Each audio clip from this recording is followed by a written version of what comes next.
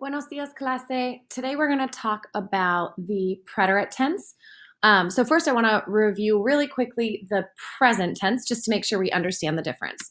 So this whole year we've been working on the present tense, saying things like normally I don't eat breakfast, or normally we leave at 7 for school, or normally my second period likes to talk a lot, or you work on Fridays, or I have to clean. But basically the present tense is all things that we do. Now we're going to move into the preterite tense, our first real Spanish 2 concept. And now we're going to focus on something a little bit different. We're going to say things like ayer, which means yesterday. I didn't eat breakfast. Or 2 weeks ago, we left late for school. Or last year, you worked a lot of Friday nights. Basically, we're moving from things that we do to things that we did. So that's what the preterite tense is did. Did you eat breakfast? Yes, I ate breakfast. All things that you did in the past tense, not things that we currently do. So this is what it looks like when we're talking about AR endings. These are our new endings when we're trying to say something that you did.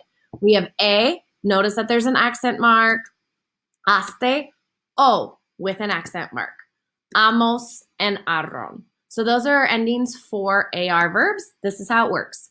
If we take hablar, as always, we take off the AR because we don't want to say to speak anymore. We want to say I spoke or I talked. So now instead of adding an O for yo, saying I speak, we're trying to say I spoke, we add A, and it becomes hablé, I spoke.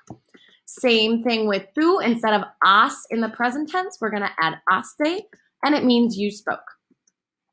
Hablar for él, ella, usted, saying he or she spoke, is going to be an O with an accent mark.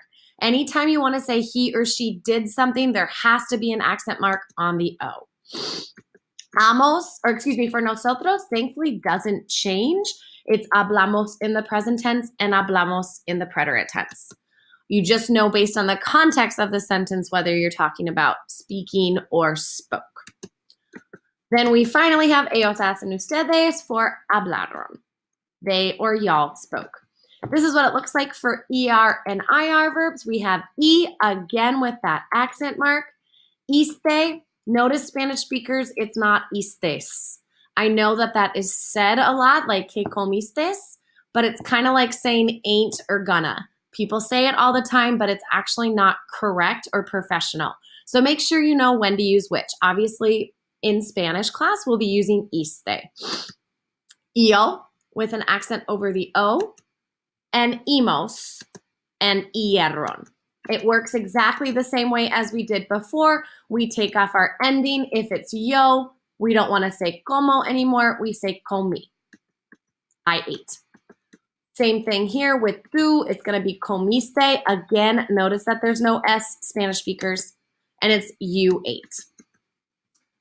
Comió for he, she, or you formal ate, and comimos for we ate. Notice that it's not comemos. Now we have an emos for both ER and IR verbs, emos.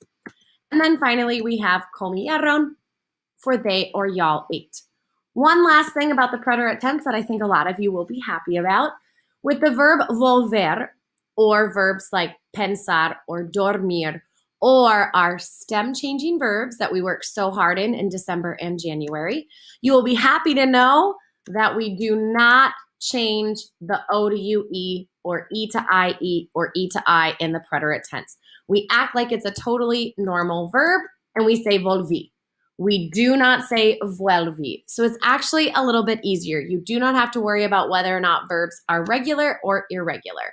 So, and that works for the entire verb. No matter which form you're talking about, we do not change the O to UE or E to I or E to IE. So then it continues for the rest of the verb. Volvió, volvimos, and volvieron.